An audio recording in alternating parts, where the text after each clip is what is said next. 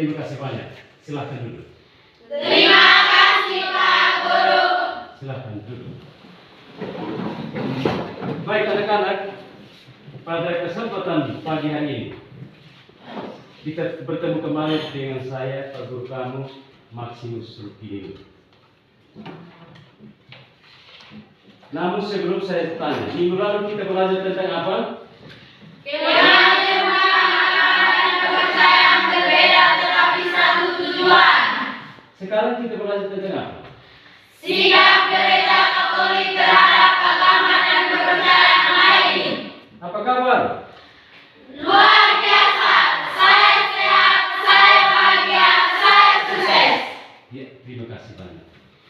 Baik, mari kita mengawali kegiatan pembelajaran kita pada kesempatan ini dengan doa pembuka. Oleh karena itu, Mas, saya persilakan pimpin doa pembuka.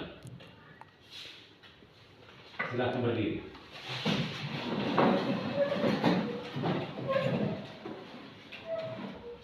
Pak Guru dan teman-teman, marilah kita berdoa dalam nama Bapa Dan doa dan putra dan Roh Kudus. Amin.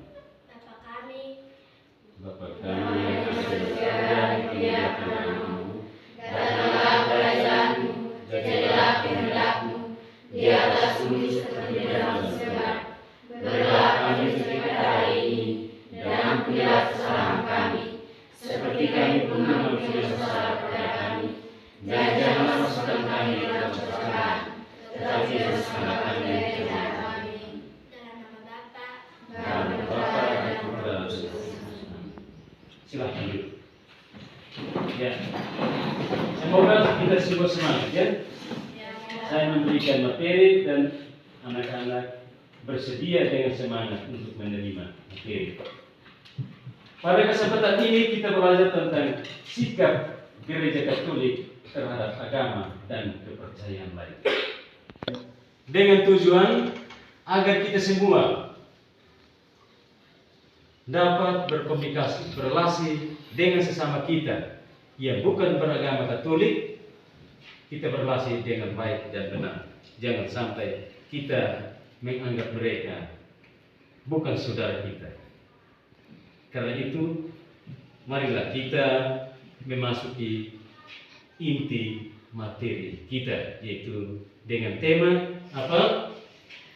Sikap gereja Katolik terhadap agama dan kepercayaan lain.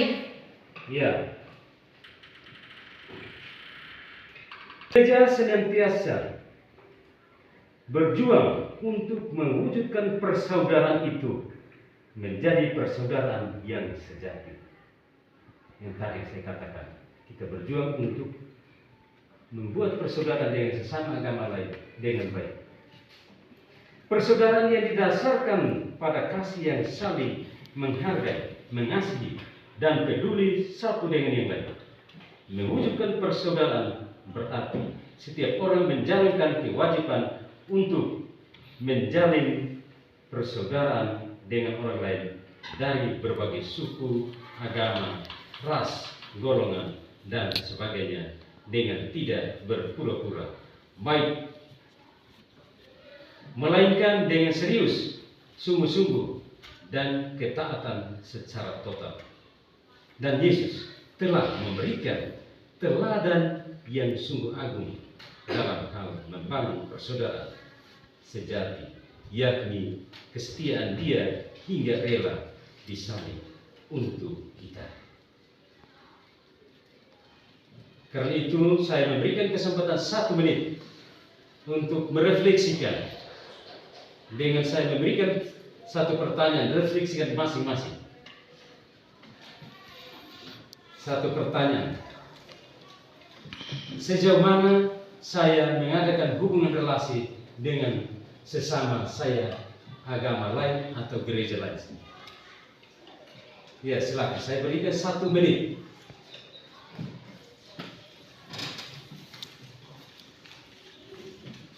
Ya. Ya.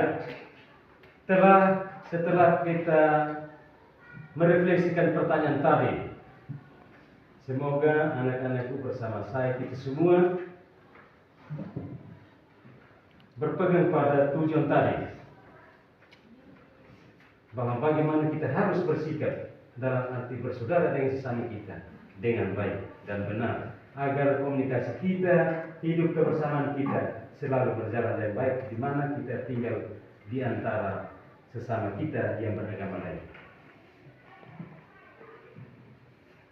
Salah satu hal yang dapat kita lakukan untuk membangun persaudaraan adalah dengan usahakan sikap yang baik serta positif terhadap agama dan kepercayaan lain.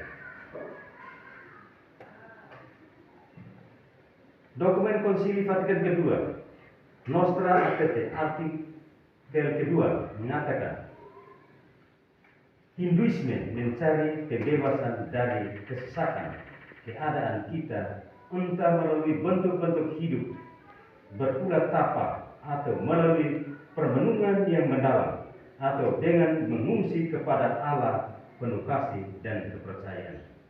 Buddhisme dalam berbagai alirannya mengakui bahwa dunia yang serba berubah ini sama sekali tidak mencukupi dan mengajarkan kepada manusia jalan untuk dengan jiwa penuh bakti dan kepercayaan memperoleh keadaan kebebasan yang sempurna. Tahu atau tidak, dengan usaha sendiri entah berkat bantuan dari atas mencapai penerangan yang tertinggi. Demikian pula agama-agama lain yang terdapat di seluruh dunia dengan berbagai cara berusaha menanggapi kegelisahan hati manusia dengan menunjukkan berbagai jalan, yakni ajaran-ajaran serta kaidah-kaidah hidup maupun upacara-upacara suci. Gereja Katolik tidak menolak apapun yang dalam agama-agama itu serba benar dan suci. Dengan sikap hormat yang tulus, gereja merenungkan cara-cara bertindak dan hidup, kaidah-kaidah serta ajaran-ajaran yang memang dalam banyak hal berbeda dari apa yang diyakini dan diajarkannya sendiri, tetapi tidak jarang memantulkan sinar kebenaran yang menerangi semua orang.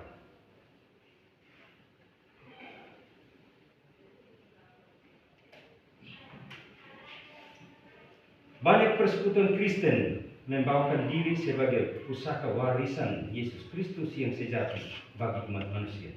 Mereka semua mengaku murid-murid Tuhan, tetapi berbeda pendapat dengan dan menempuh jalan yang berlainan pula, seolah-olah Kristus sendiri terbagi-bagi. Jelaslah perpecahan ini berlawanan dengan kehendak Kristus dan menjadi batu sandungan bagi dunia, serta merugikan perutusan suci, yakni mewartakan Injil kepada semua makhluk. Maka Gereja Katolik mendukung upaya pemulihan kesatuan antara segenap umat Kristen.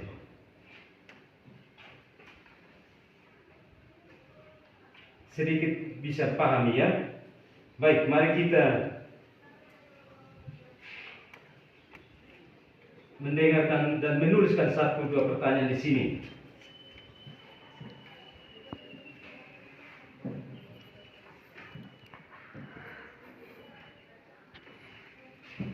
Bagaimana sikap gereja terhadap agama dan kepercayaan lain? Bagaimana sikap gereja terhadap agama Hindu? Tolong tulis pertanyaan ini. Bagaimana sikap gereja terhadap agama Hindu?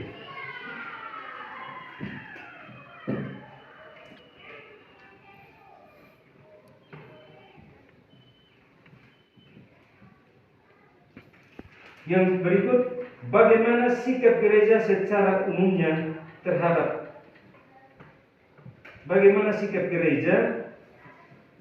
agama dan kepercayaan lain? Sikap gereja Katolik. Saya ulangi ya. Iya.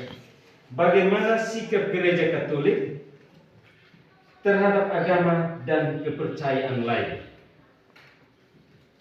Saya beri waktu 2 menit. Silakan kerjakan. Setelah kerjakan, Masing-masing kelompok diberi kesempatan untuk mempresentasikan hasil diskusi. Ya, selesai. Mari kita mendengarkan kelompok mana yang bisa, silakan maju. Baik, silakan kelompok mana yang sudah selesai mengerjakannya, silakan mempresentasikan di depan. Agak cepat.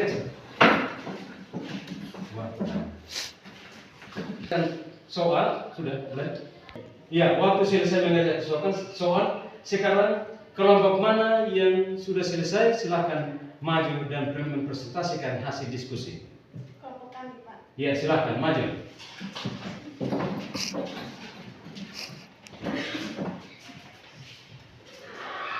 Di atas itu.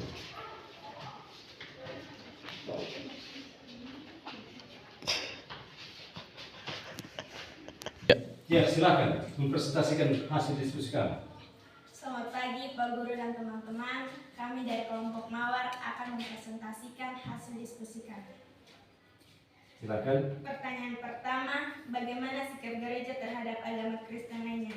Jawabannya, sikap gereja terhadap agama Kristen lainnya adalah saling menghargai, memberi ruang bagi agama lain dalam melakukan kegiatan keagamaan mereka, saling menjaga ketertiban jika ada kegiatan besar. Pertanyaan kedua, bagaimana sikap gereja terhadap agama Islam? Jawabannya, sikap gereja terhadap agama Islam adalah berbicara tentang hubungan gereja Katolik dengan Islam. Gereja juga menghargai umat Islam yang menyembah Allah satu-satunya, yang hidup dan berdaulat, penuh belas kasihan dan maha kuasa, pencipta langit dan bumi, yang telah bersabda kepada umat manusia.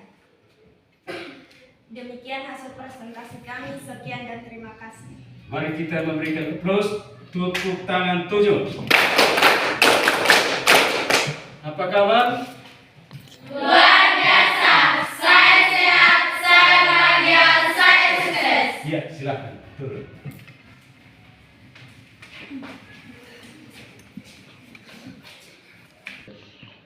Ya, setelah kita mendengar presentasi dari masing-masing kelompok, sedikit saya memberikan satu kesimpulan.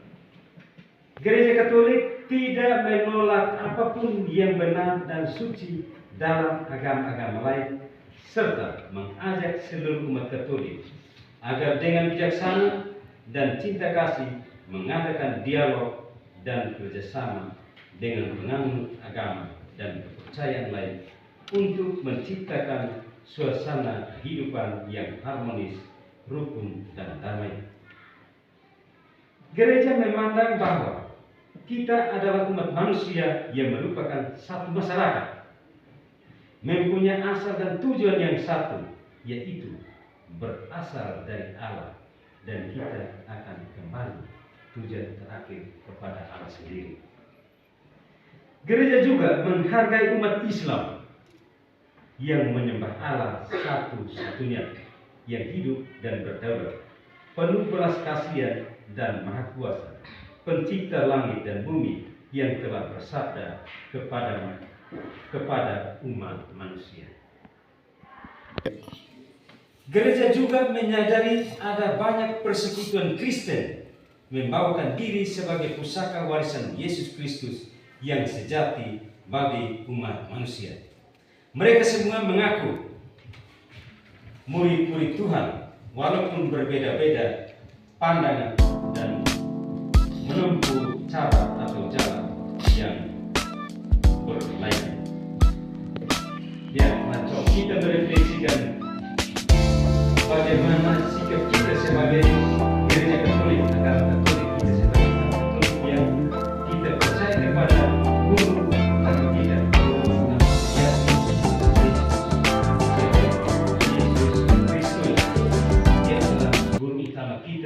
Dia memberikan teladan persaudaraan penuh cinta dan kasih. Dia tidak mengenal siapa dan siapa dia dari segi perbedaan, tetapi semua umat manusia dia menjalin hubungan persaudaraan dengan penuh kasih. Karena itu kita harus mengambil teladan ini kita menjalani dalam kehidupan kita sesuai dengan teladan yang diberikan oleh Tuhan Yesus kepada kita. Sudah. Ya, coba kita lihat di sini. Ajaran Konsili Vatikan kedua, Nostra Aetate artikel ketiga. Gereja juga menghargai umat Islam yang menyembah Allah satu-satunya, yang hidup dan berdaulat, penuh belas kasihan dan maha kuasa, pencipta langit dan bumi yang telah bersabda kepada umat manusia. Kaum muslimin berusaha menyerahkan diri dengan segenap hati kepada ketetapan-ketetapan Allah, juga yang bersifat rahasia seperti dahulu Abraham. Iman Islam dengan sukarela mengacu kepadanya telah menyerahkan diri kepada Allah. Memang mereka tidak mengakui Yesus sebagai Allah, melainkan menghormatinya sebagai Nabi. Mereka juga menghormati Maria bundanya yang tetap perawan dan pada saat-saat tertentu dengan hikmat berseru kepadanya. Selain itu, mereka mendambakan hari pengadilan bila Allah akan mengganjar semua orang yang telah bangkit. Maka mereka juga menjunjung tinggi kehidupan susila dan berbakti kepada Allah, terutama dalam doa, dengan memberi sedekah dan berpuasa. Memang benar, di sepanjang zaman cukup sering timbul pertikaian dan permusuhan antara umat Kristiani dan kaum muslimin. Konsili suci mendorong mereka semua supaya melupakan yang sudah-sudah dan dengan tulus hati melatih diri untuk saling memahami, dan supaya bersama-sama membela serta mengembangkan keadilan sosial bagi semua orang, nilai-nilai moral maupun perdamaian dan kebebasan. Banyak persekutuan Kristen membawakan diri sebagai pusaka warisan Yesus Kristus yang sejati bagi umat manusia. Mereka semua mengaku murid-murid Tuhan, tetapi berbeda-beda pandangan dan menempuh jalan yang berlainan pula. Seolah-olah Kristus sendiri terbagi-bagi. Jelaslah, perpecahan ini berlawanan dengan kehendak Kristus dan menjadi batu sandungan bagi dunia, serta merugikan perputusan suci, yakni mewartakan Injil kepada semua makhluk. Maka Gereja Katolik mendukung upaya pemulihan kesatuan antara segenap umat Kristen. Setelah kita mendalami pesan Konsili Vatikan kedua, saya memberikan 2 pertanyaan kepada kalian semua untuk mengerjakan dalam kelompok dan akan mempresentasikan. Waktu saya berikan 2 menit. Silakan kerjakan.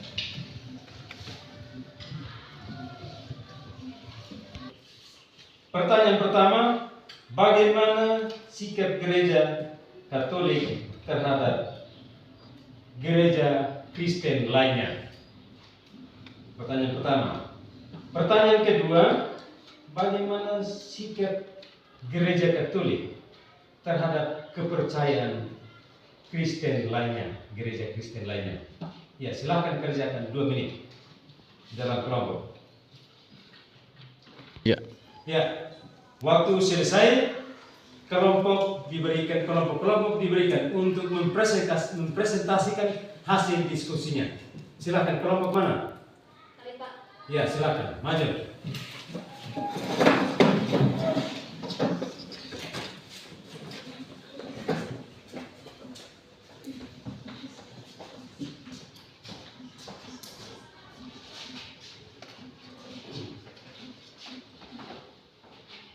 Ya, silakan. Ya, silakan. Presentasikan hasil diskusi Anda. Selamat pagi Pak Guru dan teman-teman. Selamat pagi. Kami dari kelompok Kejora akan Ya, silakan.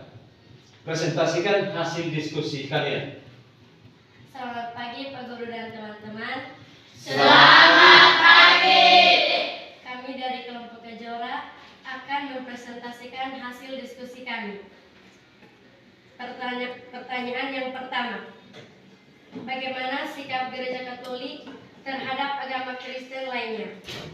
Jawaban, sikap Gereja Katolik terhadap agama Kristen lainnya adalah harus saling menghargai dan menghormati satu sama lain, walaupun agama yang berbeda, tapi kesatuan harus tetap ada. Pertanyaan yang kedua, bagaimana sikap Gereja Katolik secara umumnya terhadap agama Kristen lainnya? Jawabannya, sikap Gereja Katolik secara umumnya terhadap agama Kristen lainnya adalah melalui dokumen Nastra, melalui konsili Vatikan kedua, gereja menyatakan sikap terbuka dan penuh hormat, menghargai apa saja dan suci dalam agama-agama lain. Sikap gereja ini serentak pula mengajak setiap orang yang berkehendak baik untuk membangun dialog agama dan kehidupan dengan saudara-saudara yang beragama lain. Demikian hasil presentasi kami. Sekian dan terima kasih. Ya, baik, mari kita memberikan aplaus. Tepuk tangan 10. Apa kabar? Luar biasa. Saya sehat, saya bahagia, saya sukses. Baik, terima kasih kepada kelompok-kelompok yang dengan semangatnya luar biasa telah mengikuti pelajaran ini dan mengerjakan semua pertanyaan dan selanjutnya sudah mempresentasikan.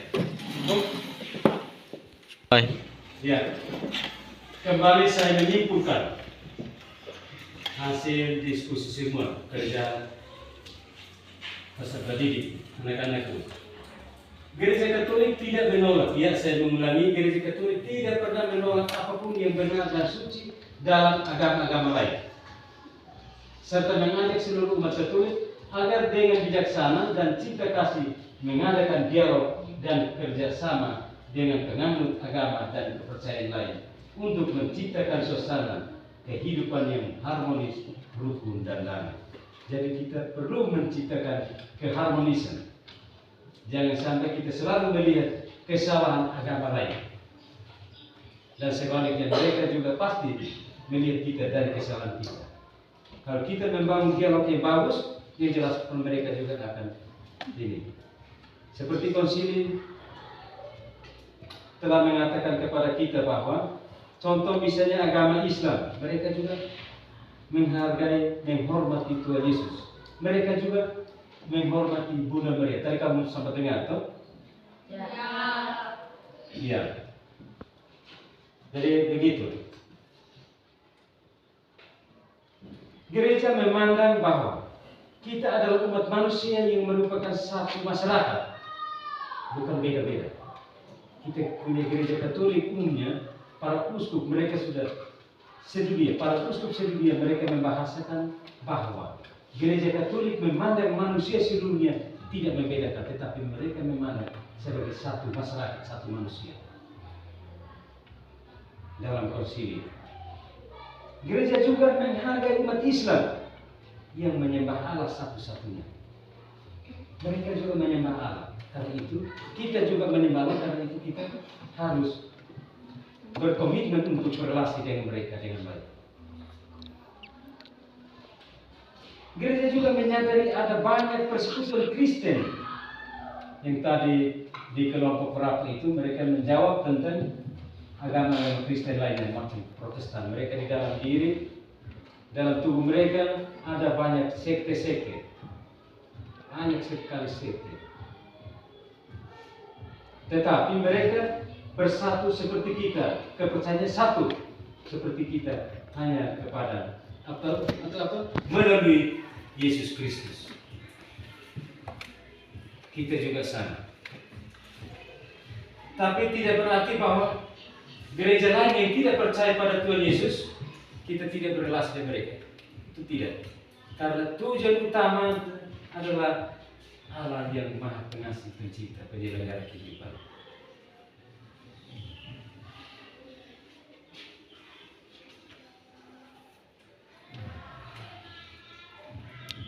Ya, sebelum kita mengakhiri kegiatan pembelajaran kita pada kesempatan ini, saya mengajak kita semua tundukkan kepala, tundukkan hati, refleksikan diri sendiri. Sejauh mana saya sudah berkomunikasi secara positif, secara cinta kasih, dengan penuh kasih yang telah diteladani oleh Tuhan Yesus kepada kita, kepada sesama lain. Ya, setelah kita merefleksikan itu, saya memberikan pertanyaan untuk dijawab di rumah sebagai tugas.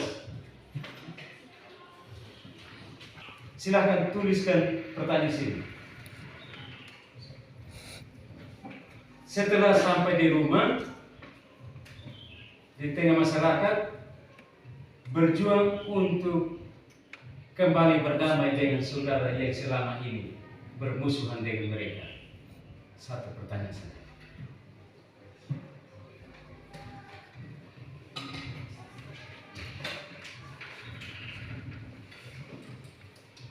Baik, mari kita menutup kegiatan pembelajaran kita pada kesempatan ini dengan doa. Kita doa bersama, dipimpin oleh Sebui. Silakan. Silakan. Pak Guru dan teman-teman, mari kita berdoa. Dalam nama Bapa dan Putra dan Roh Kudus. Ya Allah Bapa, Pencipta umat manusia dan alam semesta, Engkau menghendaki agar semua umat manusia mendapat bagian dalam bumi. Seluruh manusia yang berdoa gereja, masjid, pura, wihara, kelenteng, dan di tempat-tempat lain, semuanya adalah putramu yang tercintai. Sudahlah Engkau menilai kerukunan di antara semua putramu yang percaya kepada-Mu, meskipun dengan cara dan di tempat yang berbeda-beda. Karena Engkau hanya satu, ya Allah, Bapa semua manusia. Berilah kepada kami dapat saling menghargai jika dalam diri orang yang hatinya sedang berdoa kepada-Mu. Jauhkanlah dari kami segala saingan dan pikiran jahat yang tidak pantas bagi orang yang mengaku diri beragama dan percaya kepada-Mu. Nyalakanlah di dalam hati kami semangat cinta-Mu untuk membangun bersama masyarakat yang adil, damai dan sejahtera sesuai dengan kehendak-Mu. Ya Allah yang Maha Esa, yang hidup dan berkata kini dan sepanjang masa. Amin. Bapa dan Putra dan Roh Kudus. Terima kasih banyak. Selamat siang. Selamat siang. Sudah.